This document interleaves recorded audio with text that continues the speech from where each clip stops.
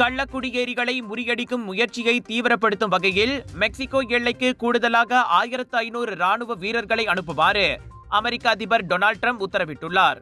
அவர்களில் 1100 பேர் தரைப்படையினர், 500 பேர் கடற்படையினர் ஆவர்.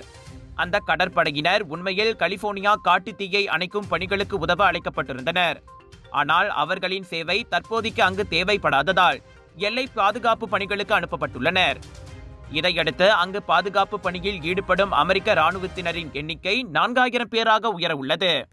அடுத்த 24 முதல் 48 மணி நேரங்களில் அவர்கள் பணியை தொடங்குவர் என வெள்ளை மாளிகை பேச்சாளர் கூறினார்.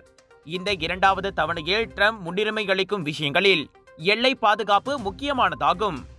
பதவியேற்ற முதல் நாளிலேயே மெக்சிகோ உடனான அமெரிக்க எல்லையில் அவர் தேசிய அவசர நிலையை அறிவித்தது குறிப்பிடத்தக்கது. எல்லை பாதுகாப்பை கடுமையாக்குவதும் அமெரிக்காவில் இருந்து கள்ள குடியேறிகளை துரத்துவதும் தமது தலையாய கடமையாக இருக்கும் என அதிபர் தேர்தல் பிரச்சாரங்களில் கூறி வந்த ட்ரம்ப் சொல்லியபடியே பதவிக்கு வந்த கையோடு அவற்றை நடைமுறைப்படுத்தி அதிர வைத்துள்ளார்.